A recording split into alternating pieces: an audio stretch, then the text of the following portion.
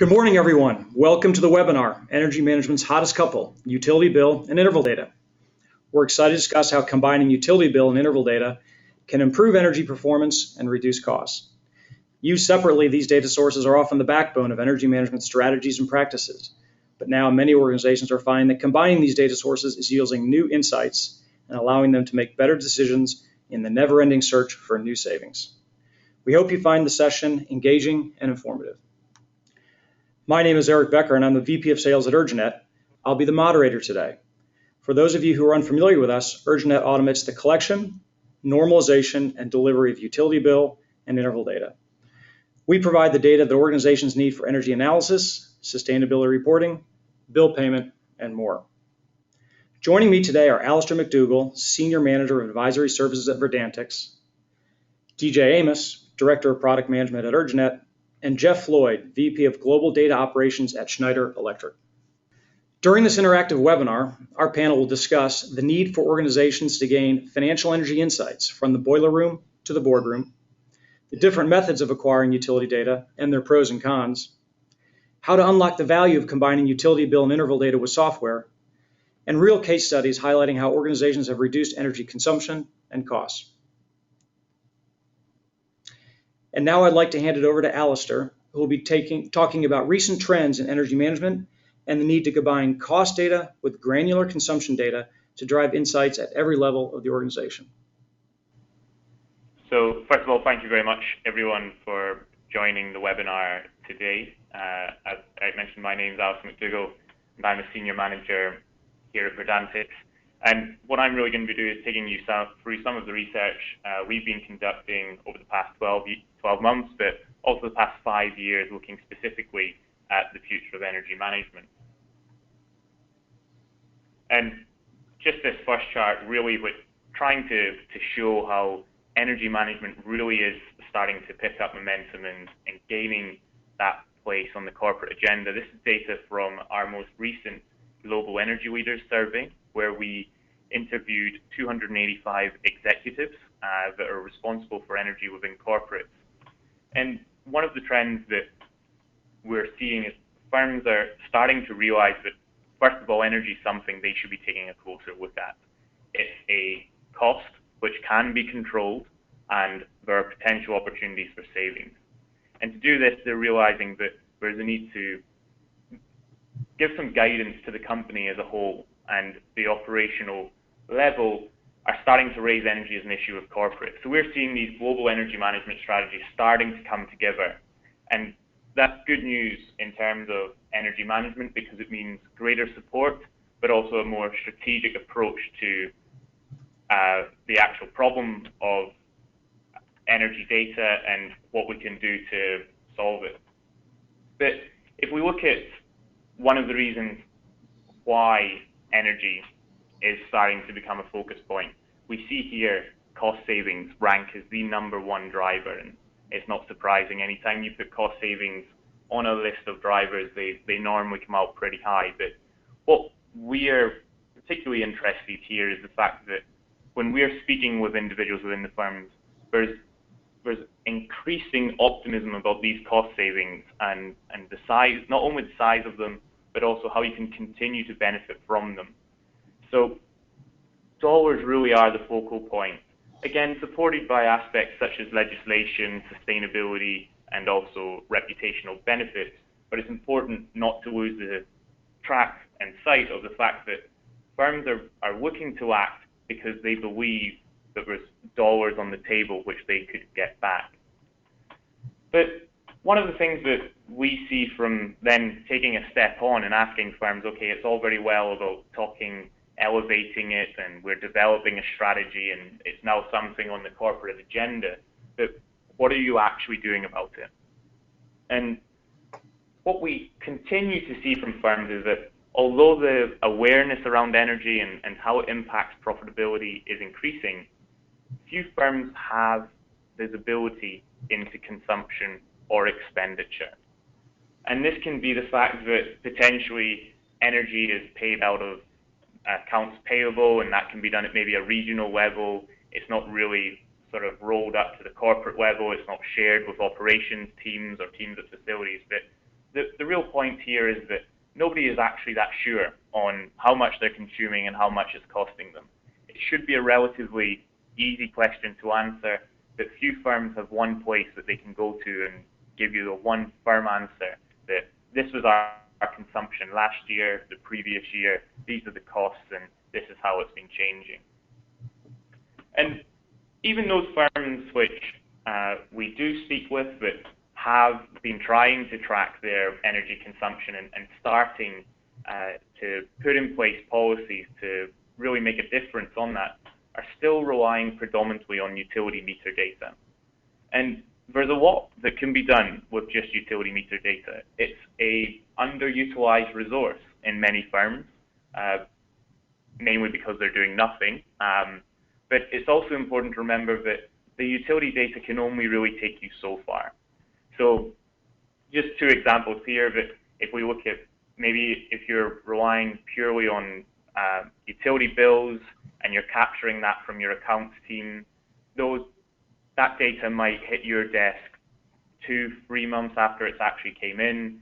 And then what value can you get out of the numbers that they pass on? You may be able to look at energy consumption and energy spend, do some top 10, bottom 10 analysis, some averages, maybe try and do some weather normalization. If you then look at half-hourly or 15-minute interval data, you can start to do a little bit more. If you have this information coming in at a slightly more granular level, you can maybe start looking at things such as out-of-hours usage. So are there any weird trends if we put in parameters of when the building or facility should be occupied, what's its consumption as opposed to when it shouldn't be, how is that impacting us? Or even maybe starting to break down that bill in a little bit more detail and looking for peak charge analysis. So again, being able to identify when are you really being penalized on that energy bill. But again, many firms aren't in the position to do that because they don't have the context which sits behind the value which they do receive from maybe accounts payable to be able to go that deeper level and fully understand where those charges are coming from. So frequently, when we see firms talking about energy management and talking about even the savings that they've achieved from previous initiatives, we see too many firms relying on a blended unit cost of energy, where they've tried to determine for a facility the total energy spend divided by the total energy consumption. That gives us our dollars per kilowatt hour. So that's what we'll use as our baseline for all future calculations. That really is not the best approach to go forward with because it gives you an inaccurate reflection of the costs involved with energy consumption. And there's some projects out there that will ultimately not get the funding that they deserve because the business case hasn't been calculated appropriately. And I think in terms of any business, if you're looking at doing something strategically and then you would be willing to take such a simple normalization measure like this and then start to warrant the benefits of maybe investing $1 million in energy management, $2 million, $3 million in energy management, is that really the best way to go forward? Can you really look back on yourself and say, we're doing this in a strategic manner? So one of the things firms really should try to get to grips with is understanding the underlying factors which really drive energy costs. So really take a look at your facilities and your portfolios and understand how much energy is being consumed. What is consuming that energy? What's driving the peak demand? What tariffs are we on at all of our different sites? Do we have any queries around billing accuracy? Are we on any time of use impacts? Are there peak charges? It's only once you start asking all of these questions can you even start to understand your energy costs. Before that point, you're just really looking at the numbers and going in blind in terms of trying to figure out where your biggest bang for your buck could be in terms of your next steps of trying to lower those energy costs. And this brings me back towards the title of today's webinar around energy management's hottest couple, combining interval data with utility and non-energy data. And what we see is that whilst utility bill data can be very useful, especially in the early stages and starting to identify where there may be opportunities, it's only once you incorporate interval data and even go beyond that and incorporate non-energy data can you start to truly understand your firm's energy consumption. And it's that context which really allows you to start doing the deeper levels of analysis, which will benefit your firm in the long term in terms of the number of opportunities and the savings that you can get through it. But also, you can credibly talk about taking a strategic approach to energy management. You're covering all of the bases. And it brings me back to, again, understanding this true cost of energy. So first of all, on the left-hand side there, really having a firm handle of your operations. What is it that's using energy? Energy isn't a mystic thing. It's being consumed somewhere within the facility. You need to be able to understand where that's happening. Then you need to start asking yourself the questions around, okay, well, how much energy is being consumed? When is that energy being consumed? What supply arrangements do we have? And then you can start getting into the questions around what are the related energy costs. And you may find out that instead of reducing consumption, it's just actually altering when you're using energy will provide you the biggest opportunity. And that's just one example of going beyond that low-hanging fruit and starting to answer some of the big questions surrounding energy management. So, for example, building the business case for renewable energy. Or again, if we look at energy storage and emerging technology, when can it be best utilized within our facilities? A lot of that will depend on what types of tariffs you can put yourself onto. Should we change our operations to alter our load profile? How exposed are we to energy market fluctuations? What is our forecasted energy consumption and costs? All of this requires a more granular level of data than that can be provided by simply utility bill data on its own. And again, I mentioned up front that we see firms that do take that step will benefit in the long run. And this is the output from a toolkit which I created on building the business case for investing in energy management software for managing your energy strategy. And we see here that for this hypothetical firm, I ran through 3 scenarios. So what's the size of the opportunity if you're just looking at using utility bill data? How does that change when you're looking at incorporating maybe half-hourly metering? And then the chart on the right-hand side there is really what size does the opportunity become when you start looking at submeter, BMS, that real interval granular data? And you can see that, yes, by all means, the total level of investment also does increase, but so do those savings, and the payback period is better for that granular level. So again, that's just a sort of illustrative example that the deeper you go, the greater the understanding you have, and the greater the potential for finding those savings. And another thing to bear in mind is that savings can be achieved at all levels within a firm across a number of different business units. And that's bringing it back to, again, the title of this section of getting savings from the boiler room to the boardroom.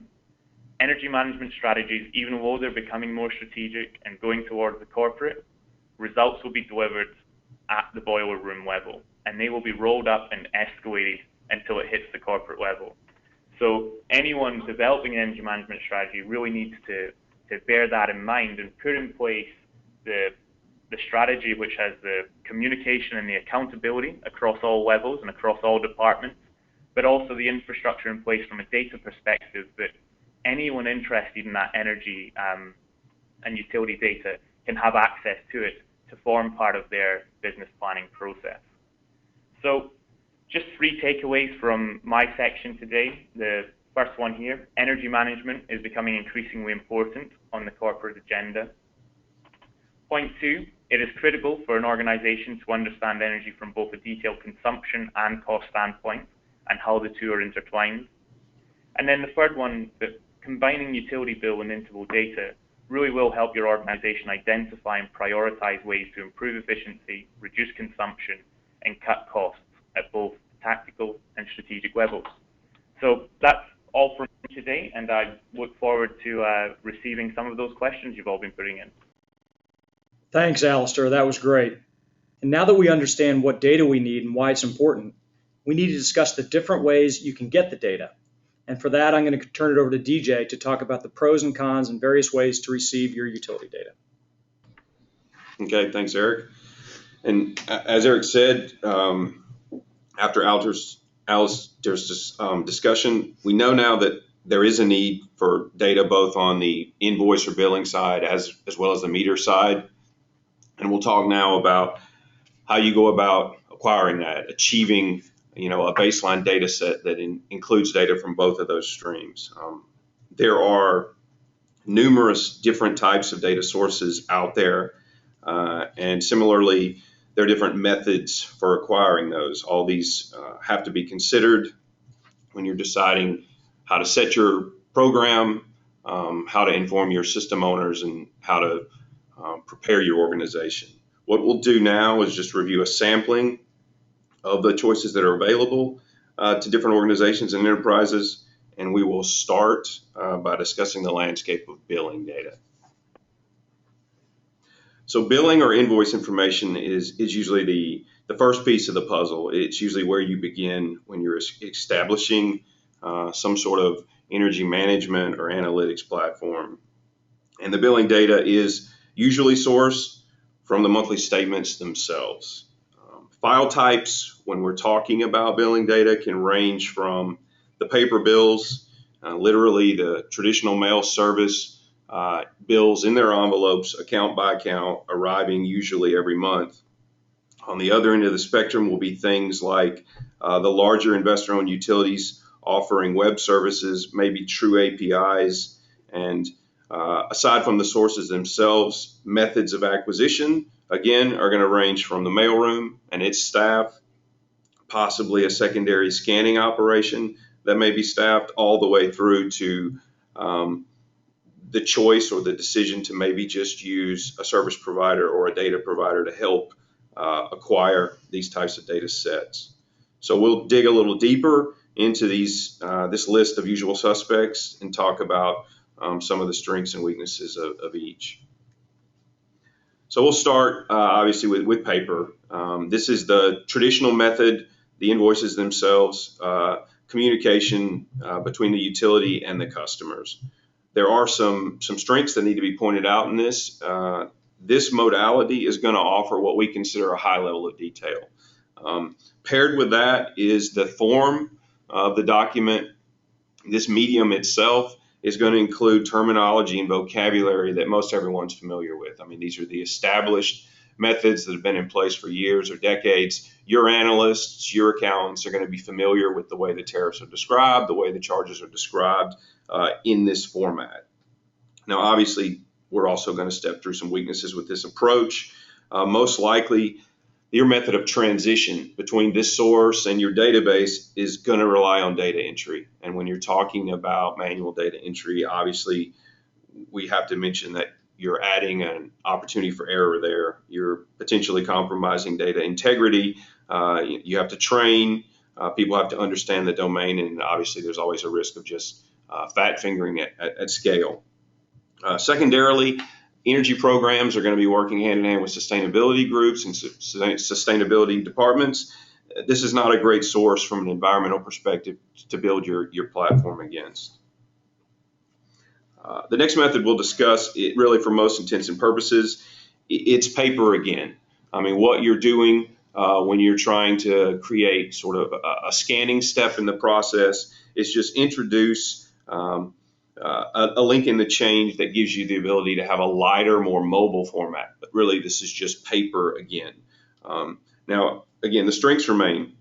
You're going to have a format that's detail rich, and you're going to have, again, taxonomy, vocabulary that everyone who's familiar with energy is going to be familiar with. And here you're going to get an advantage in terms of at scale, it's going to be easier to organize and file these types of sources away. They're going to be mobile. They're going to be portable. You can move them from department to department internally. You can share them with your customers and other vendors more readily. Again, the weakness here is going to be tied to data entry.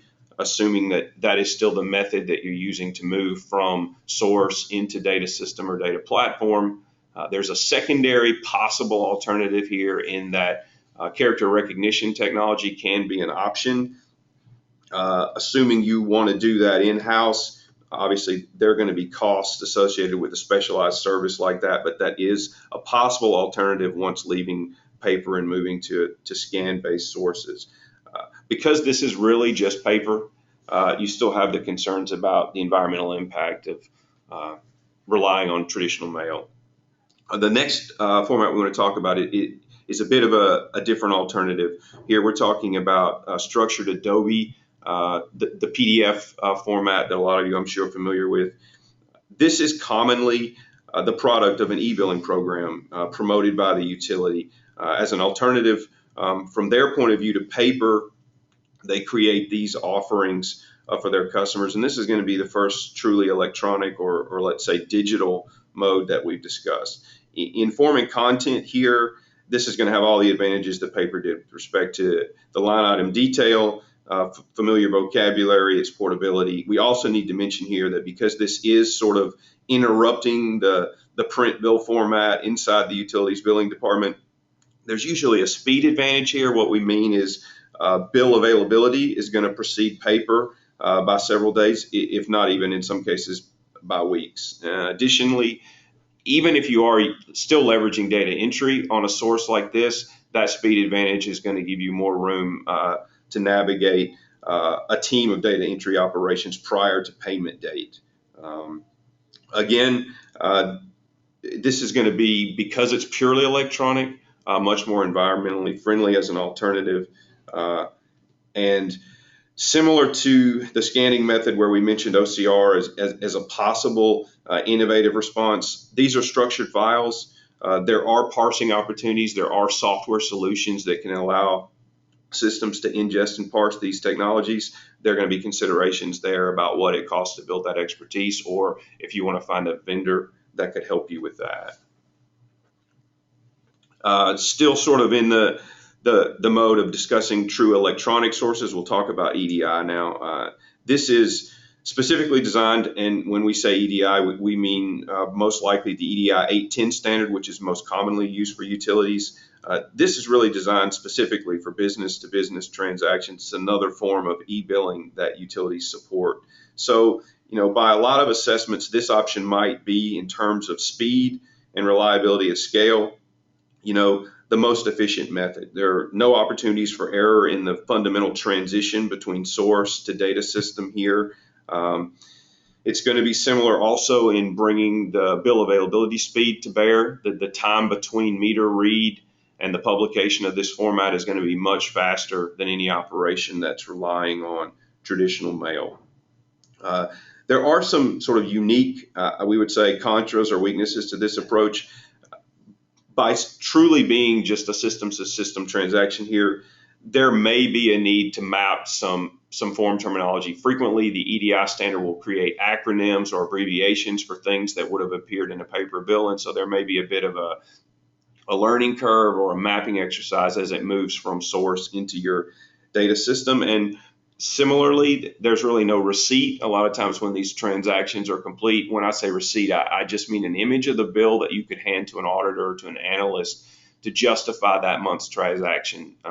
There's a lot of value for a lot of operations in always having some form of the bill to go back to and justify what occurred, and that is largely absent in EDI 810 arrangements because the utility is using this as a complete alternative to the paper channel. Another type of electronic format that may be available would be a comma delimited file type. We list here as just a text file.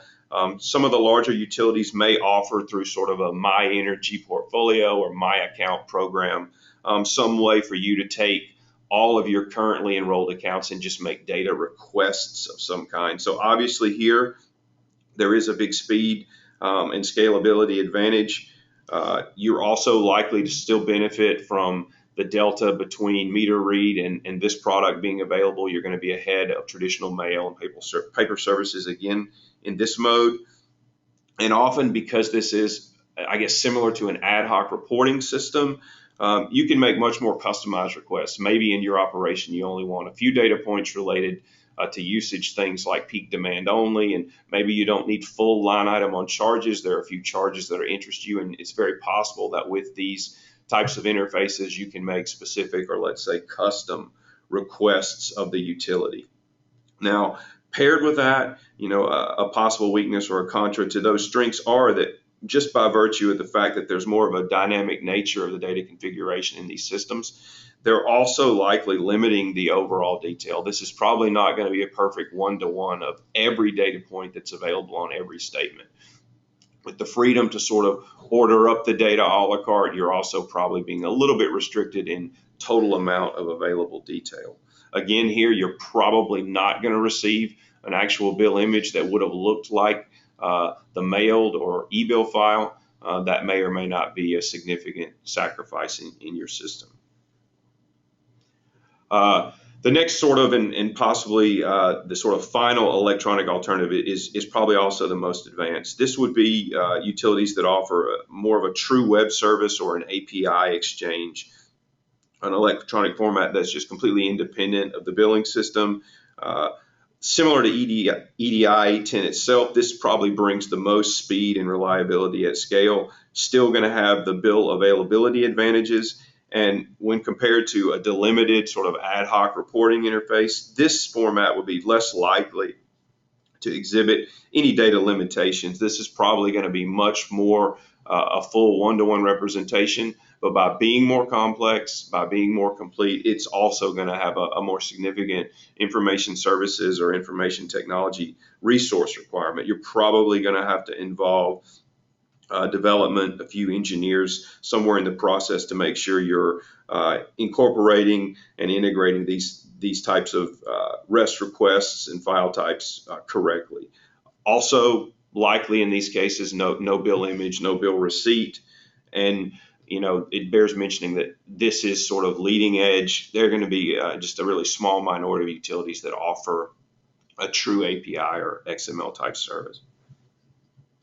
So the final thing we just want to mention is, it's also possible that instead of developing your own internal methods for, receiving these types of data sources and incorporating all the possible methods for reading them and moving them from source into your database, you may just decide to work with a partner. Working with a data provider is going to mean someone else has already answered the question about which type of modalities are most appropriate in which place, and they've likely also devised a certain standard way of delivering to you so that the end-to-end process is a little less complicated from your desk or your chair.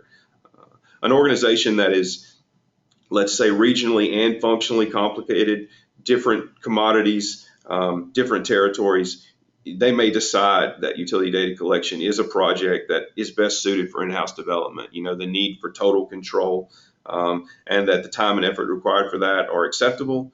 But of course, there will always be situations where you decide that working with a partner might make more strategic sense.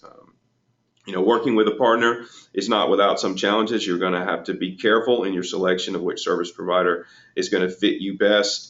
You're going to need to understand that service provider's internal methods of collections, what modalities they prefer, and what that means to you. And, coordinating with the utilities by way of a third party, is going to inherently add one more level of complexity. And so there's probably a certain amount of project management resources that will be needed as well. So we've also just included, I'm pretty sure we're going to make these available at the end of the call, but we just got a quick scorecard here that strictly from a data perspective, where we think the strengths of some of these methods lie.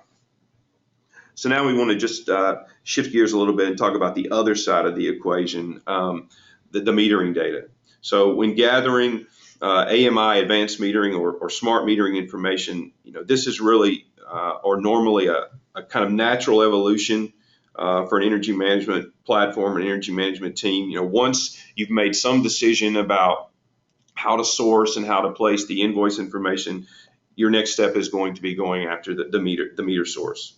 And here, the primary sources are going to range from initiatives. I'm sure you've all heard of Green Button. That's a great example, all the way at the other end of the spectrum to hardware installation and network infrastructures themselves.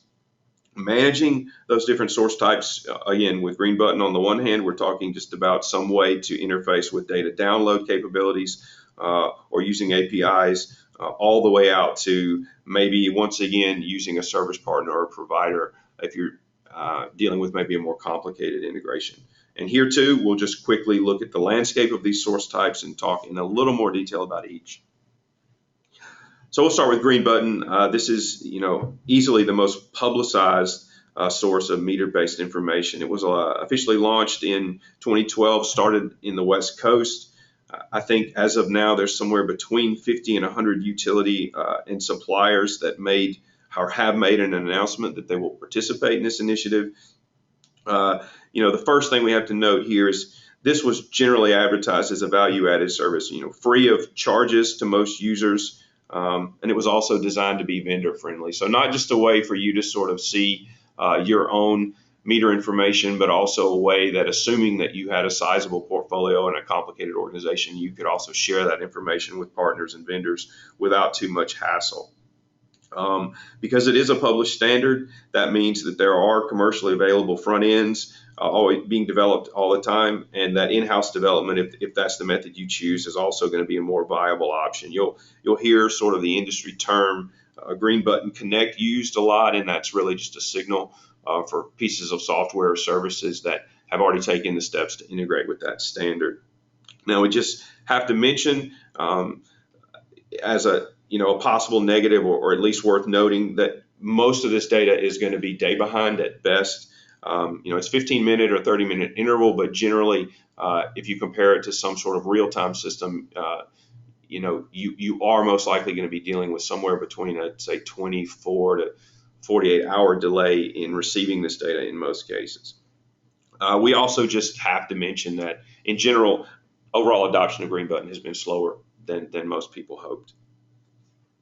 An alternative here would be that prior to 2012, a lot of the larger utilities have a legacy system or a proprietary system that they either built in total or in some part on their own, as a platform to provide their customers, both commercial and possibly residential, with smart metering information. A good example of this would be San Diego Gas and Electric. They actually offer both Green Button Avenue as well as continuing to support a legacy system. I believe their internal system is known as QuickView. Advantages to a proprietary system as opposed to Green Button are that sometimes the data sets are a little more free for you to, customize or adjust. I mean, there may be things like recorders at the monthly level, and maybe you can get closer to the real-time end of the spectrum than you could on the Green Button. There's usually maybe a reporting tool set that sits on top, and there may be an extended set of data points when compared to Green Button. It's not unusual, frankly, to have customers that have a choice with certain utilities of using Green Button or the legacy system, and a lot of times the better system may look to be going with the legacy system in place as opposed to adopting Green Button. The biggest weakness that has to be mentioned here is a price barrier. Most of the non-Green Button data sources do have a subscription fee associated, and we also need to mention that right now there's a significant amount, I would say, of pricing inconsistency in the market. This is a service that the industry hasn't made up its mind about. There are orders of magnitude differences between some utilities and others. There's people that it is generally priced by meter, but you'll see examples out there of utilities and providers that think this is somewhere south of $10 per meter per month, and you will see examples of service providers that think it's somewhere north of $100 per meter per month. So very similar to this example is just a slight tweak, which are utilities as a variation on this theme that have just decided to purchase commercially available packages as their platform and use that to provide the advanced metering information to their customers. Here again, you're more likely to have control over setting more custom interval ranges and trying to get closer to the real-time end of the spectrum. The fact that these services are sold to utilities, they've been productized. It's more likely that they've been well tested and vetted in the market. They're sold to different utilities, therefore they are cross-regional, they're cross-utility, and so that means on their own they've created a bit of a standard than would any just solely proprietary system built by a utility for its own use. Again, there's probably going to be reporting tool sets to sit on top of this, more so than there would be for Green Button. And here also the pricing barrier and all the same concerns are going to exist. The most divergent method of collection that we'll discuss, and sort of the final one here, is actually submetering. Completely independent of the utility, certain type of user is going to decide to build their own infrastructure, buying hardware and networks to support secondary or shadow meters on their own. Here we're talking about absolute control, a total custom design of a system, data streams that you may decide just start at the main meter and are just a secondary way to sort of watch the utility, but you can also opt obviously to go all the way down to the asset level. Here, interval periods are completely up to you. This is where true real-time metering would be possible. And here also, there's going to be a large marketplace for different hardware vendors for you to choose from, software packages, and also numerous subcontractors that specialize in helping get these programs installed, calibrated, and maintained. Cost here is also going to be one of the significant things that has to be considered, especially first cost, in getting the deployment, the programming of these devices set up, at the level of detail that you need across your fleet. This is, without question, a superior set of data, but there's going to be a much higher program commitment required. And as with billing and invoice data, we're going to list service specialists or data providers as a necessary consideration. Interval data, same sort of questions are going to be required. Do you want to build a program in-house and develop all that time and effort, or are you an organization, again, depending on your complexity, that maybe is a better fit for engaging a partner? Here also we'll just include a final sort of scorecard, give you a sense of, again, from a data perspective, where we think the strengths of each approach lie. And just the key takeaways in summary, there's so many different ways that the data is sourced, and based on those sources, there's so many different options of how you're going to integrate or incorporate those into your software platform, your database systems. Think about the pros and cons of those approaches. You're probably always going to have a hybrid mix, certain types of sources and certain types of methods in some regions and some territories, and different ones in others. Just make the decision that what are the advantages of doing this in-house? What would the advantages be of maybe working with an expert or a specialist? Thank you.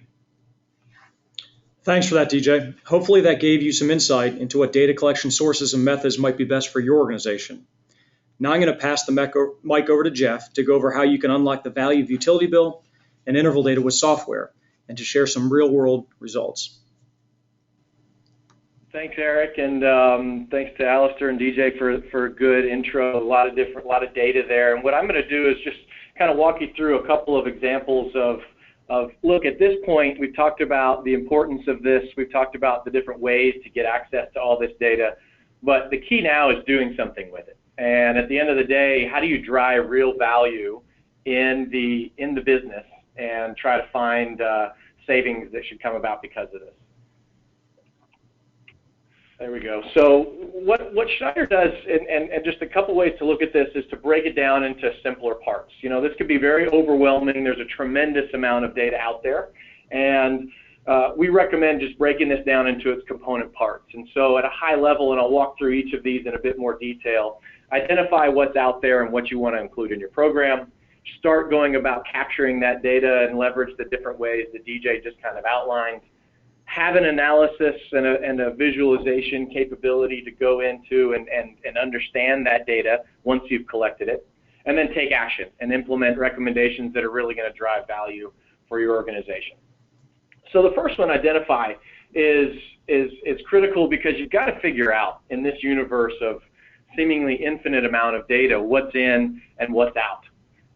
Alistair mentioned earlier that the more sophisticated customers doing this are not only looking at energy data, such as their consumption and their demand and their spend, but they're also taking that further to both interval data as well as non-energy data that are more attributes about their business, such as customer information, such as revenue information or production information. All of that can be driven into your analysis to make your data much more meaningful and have more impact to the organization as it comes out the other side.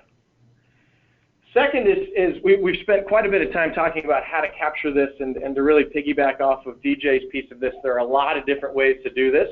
On the left, you see anything as far on one side of the spectrum as spreadsheets that are being tracked locally at your operations, all the way to APIs and more sophisticated electronic tools for gathering the data. I'd call attention to other types of data sources beyond your utility and your consumption data, such as that would be involved in analysis, such as financial market data, such as weather data, all of those things, and internal production information or customer sales information. All of those are going to be needed to really get to not just a view on what your consumption looks like or what your consumption is trending to be, but a recommendation that you as a stakeholder in your business can make to your constituents to act on this data and drive bottom line savings. Urjanet has tools to do this, and Schneider uses those for our customers as well. Critical here is, at the end of the day, getting the data is really just a piece of the battle. And really what's important is, what are you going to do with it once you have it? And so, there are a lot of different ways to do this, whether it's, spreadsheet analysis or rate analysis that you can do internally. Schneider's customers use a tool called Resource Advisor to do things, but you're going to need to utilize this data in a visualization tool to analyze benchmarking type data, to analyze trend analysis. How does this consumption or information move over time? What is the variance to prior year or to prior month to even last week as you're drilling down into interval data? And getting much more sophisticated in the level of detail that you go into so that you can be much more confident in the results that come out in the recommendations that you make. And last but not least, regardless of what you do something. And at the end of the day, this is one of the biggest challenges for a lot of organizations that we talk to, whether it's constraints on capital projects, constraints on making physical upgrades to their facilities.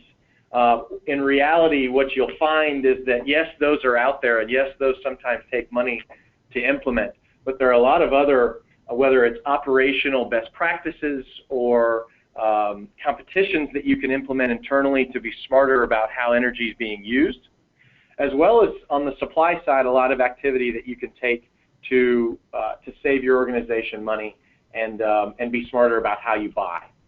And so what I'm going to do is take you through a few examples that are focused on that latter type. We've all heard about whether it be upgrades at the facility level or energy efficiency measures that can be taken, and those are very sophisticated projects that do take time, analysis, and money. But I want to walk you through a few examples of case studies where you can simply take the interval data, combine it with your analysis of opportunities, and without necessarily spending money, save money for your organization.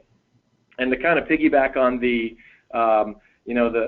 marriage, the hottest couple tagline that we have here for this webinar, I want to use this as an example of maybe a dating couple here. This is where interval data and invoice data maybe first meet, which is along the lines of a simple or a common, but not necessarily always a simple practice of bill validation using interval data.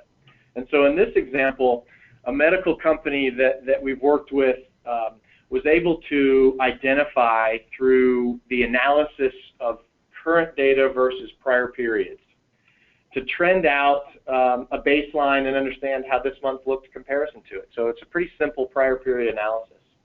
But when you look at the water consumption at a location, you realize this is a significant difference, and it's a drop, which wasn't necessarily expected.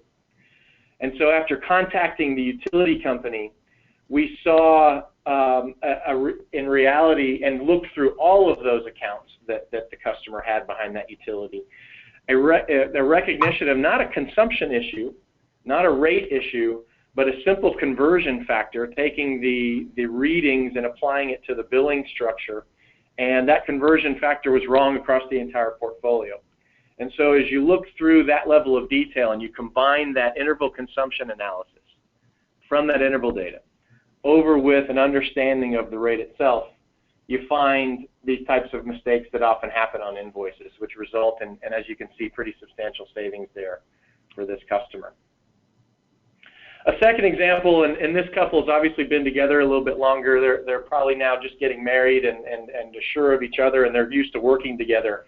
But a case where on the supply side, a commercial property was having to go out and negotiate a new supply contract in a deregulated market, and they're trying to figure out what's the best way to do that and how can they save money. They also, in this case, had a thermal storage unit that was really idle, and they're trying to figure out, should I get rid of this or should I recommission it and start using it? And by taking that historical interval data and then projecting what consumption would look like both with the storage system as well as without, and then taking some predictive analysis around where costs will be out into the future, having that detailed consumption information led to a much more aggressive pricing strategy by a supplier in the market. And this is something that you'll see often on the supply side, is the more transparency you can give to suppliers in terms of what your load is going to look like, especially if it is flat or around the clock or often doesn't overlap perfectly with other higher volume industrial load or residential load, you're going to get a much more aggressive price. And in this case, not only was the customer able to save money on their supply contract, they were also able to use accurate data to decide what to do with that thermal storage system and decided to move forward with recommissioning it. So a good example there. And lastly, a much more advanced version. This couple's clearly been married and they're hitting their 25th anniversary. And you know, it's a great example of where, in a very sophisticated case where a hotel chain wanted to take their consumption, aggregate it behind a certain market, and buy their power directly from the grid. And that's obviously a big leap for a lot of customers. It takes a lot of consumption, but many of you on the call have that. And the way this really worked out here is that by taking the interval data that they had showing their consumption and being able to provide it to their suppliers so that their load, now that it's not balanced with the entire utility, could be balanced more effectively and give that supplier much more confidence again in how they will be tracking that and delivering to that site. They were able to take out a lot of risk premium in the pricing that they were seeing, because that customer, or sorry, that supplier has a lot of exposure on making sure that electricity is delivered in a timely manner and meets the need of that hotel chain.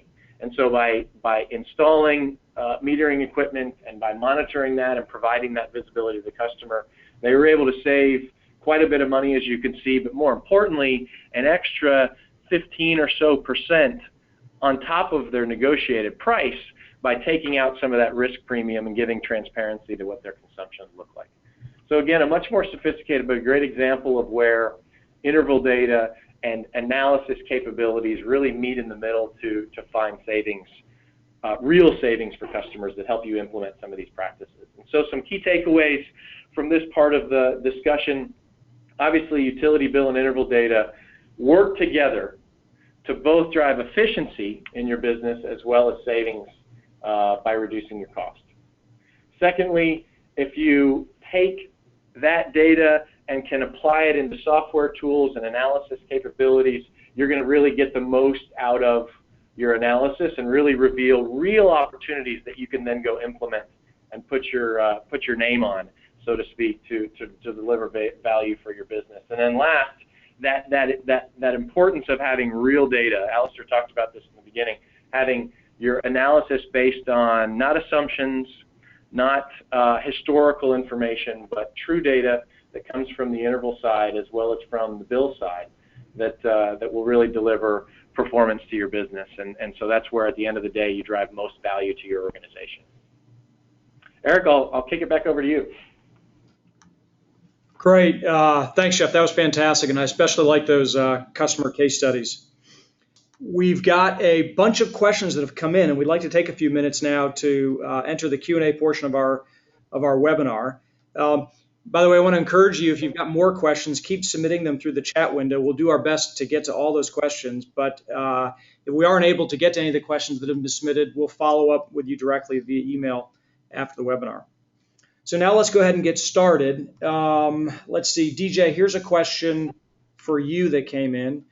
Maybe you touched a little bit on this on your presentation, but maybe you can expand on it. The question is, what's the difference between a scanned image and an e-bill PDF?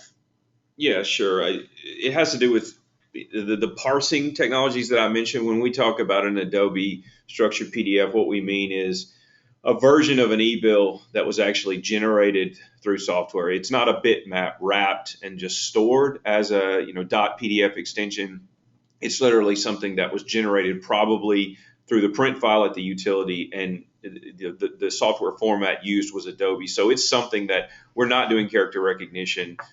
We're literally using an approach to crack that file open and just transition data from inside that, bits and bytes, into a database. The way you could recognize that frequently, sort of the smell test, is open up an image that it does have the PDF extension, and if you can select actual characters as opposed to it looking like an image, then it probably is structured Adobe as opposed to just being, again, a bitmap that's been wrapped. Okay, DJ, and here's a follow-on along much the same lines. Are all PDFs the same in terms of data accessibility and source quality? I mean, I think that's really just the same question. Again, if it is structured and it's not a bitmap, then yes, that means that the data is there to be parsed. It's there to be interpreted. Otherwise, if it really is just an image that was stored, instead of being JPEG or PNG stored as PDF, then it's not as valuable. Okay, thanks, DJ. Alistair, here's a question that I think is probably best suited for you, and it is it really that important to have a true cost of energy?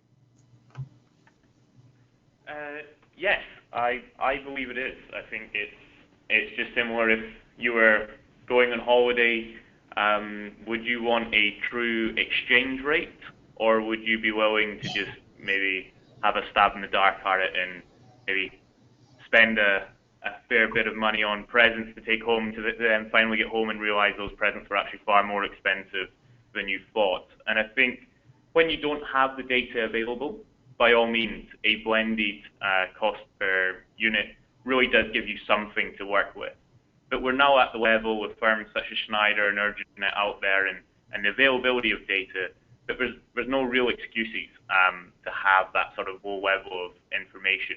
You can really crack open that energy bill, as DJ was talking about, understand the components, layer on top of that the accurate reflection of your consumption, and then suddenly you have got that true cost, which really just forms almost a peace of mind, as well as really help you to build those business cases and unlock some of those projects that are maybe stuck in your pipeline. Okay, great. Thanks, Alistair. Hopefully that addresses the question. And then, Jeff, here's one that is probably best directed to you, and it is there a difference in the results I can find using invoice data only versus using interval data and invoice data together? Yeah, good question, and I think some of those customer examples speak to that. To me, it goes to the level of detail that your analysis can go, and so I hit on a couple of examples where if you can provide one set of data to either internal stakeholders making investment decisions on energy efficiency projects, or suppliers to understand exactly what your load profile is really going to look like, and it's going to look like on an ongoing basis. A lot of those kind of risk premiums that are associated with both an internal ROI calculation or as well as a supplier's price to you get eliminated because they know they're going to have the transparency of the data. So really bringing the interval data to the table creates a unique differentiator there. Okay, that's great. DJ, I think I'm going to direct this question to you. And someone has asked, do you think there will ever be a standard format of utility invoice data across utilities in the U.S. that are superior to the EDI 810? No, I don't. I mean, I think people have been waiting for some sort of standard. I mean, EDI wasn't designed for utilities. It's there for a lot of other industries, and it's accepted by a lot of other industries. It hasn't necessarily become far and away the most obvious or best choice in the utility industries, and it's just so hard for any sort of standards to emerge. Green button, although it was focused only on interval data, is a great example of an attempt at that. And again, I think one of the biggest complaints about green button is just how, as well as it was publicized, adoption has not been great. It has not been in North America adopted at the rate that we'd hoped. And so I don't fear that standards would suddenly make this so much easier that experts like us are less valuable. I think that's a ways away. Okay, fair enough. And then, Alistair, here's two questions that came across. I think perhaps they go well together, so maybe you can address both of these. The first is, are there any easy ways to bring procurement and operations together? And then the other question is, can you provide some real-life examples and benefits of essentially doing that? Yeah, and unfortunately, there's no easy way to bring procurement and operations teams together. I think as anyone listening trying to get different parts of an organization, especially if it's a big organization, to work together, can be a challenging operational sort of change problem. But the big part there is really for the executive team to communicate the benefits of doing so in the language which both separate teams fully understand. There also needs to be accountability set to make it clear to each business division now that this is something they are now to be held accountable for, and the easiest way to drive performance is actually to sit down together and speak. But data transparency I touched on in my presentation. That's one of the key areas which can really help with that communication point. And some real life examples, one would even be Microsoft, for example. They had set in place policies across all of their labs, etc., at the Redmond campus for all to switch on at a certain time. And they felt that this was an energy efficiency improvement. However, what they didn't realize was that caused an incredible peak demand, which actually rolled through to the utility, and they were driving the peak at the utility, which then was making its way back to Microsoft through their bills and peak charges. So it wasn't even a case of them sitting down procurement and operations. It was procurement, operations, and the utility sitting down and just realizing that whilst we thought we were better off having everything switching on at a certain point in time, we're actually better to stagger that switch on period so that we take the stress off the utility and it helps us on our billing. Other examples are various ones around load shifting and demand response, and ensuring that at any points maybe where you decide to lower operational output, is there anything you can be doing at that time? So maybe doing maintenance procedures, etc. These are the sort of conversations which really help each individual business division gain maximum benefit without compromising the performance of the other. Okay, thank you for that, Alistair. Jeff, here's a question for you. Do savings opportunities like the ones you mentioned have a greater frequency in one type of business segment versus another? No, the short answer is no. I think when you look at it, certain types of segments, or let's say kind of load shapes, or high volume customers have opportunity to get a little bit more complex with the way they buy, or perhaps the way they move their consumption around. If I'm a restaurant, I'm a little bit fixed in terms of when I need to use my energy, or if I'm a department store, I'm the same way. But in terms of billing mistakes, in terms of negotiating strategies with your supply contracts, in terms of backup electricity generation, those types of things generally are available across the board, and it depends on how complex you're willing to get with your strategies.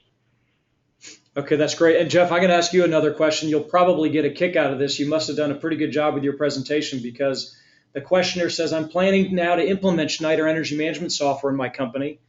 And he or she asks if they can do it on the cloud. Great to hear.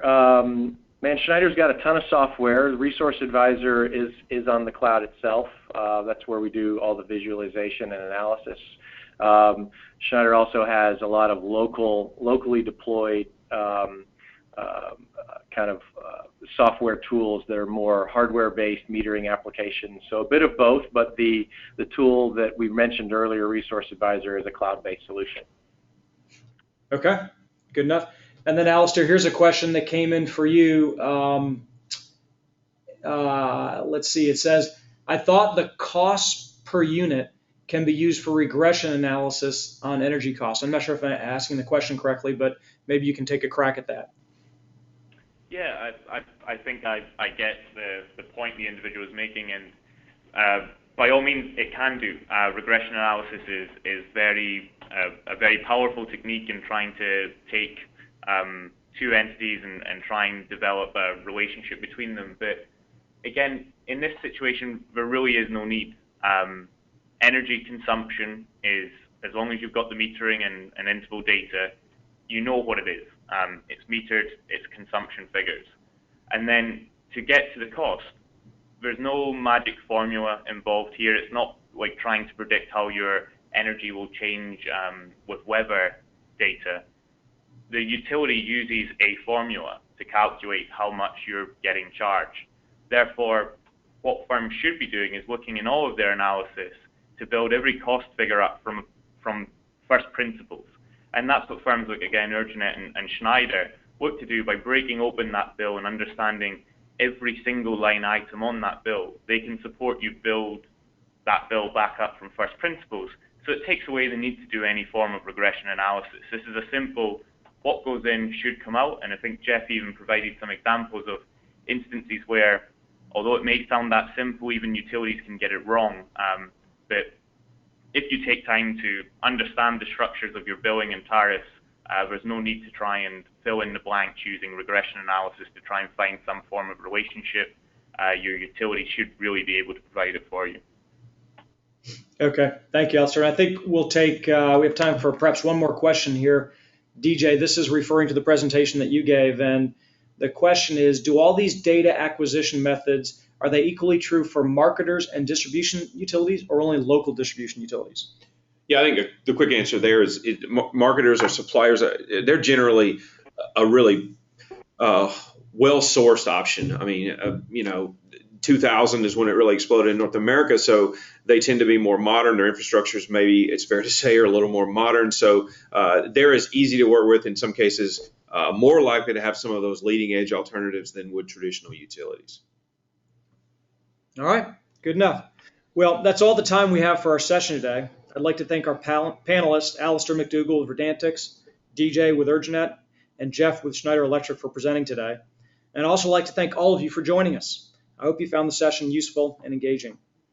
Shortly following the conclusion of the webinar today, you'll be sent an email with a link to the recording of the event so you can review any material you found interesting and share this information with others in your organization. Thanks again, and we'll talk to you again soon.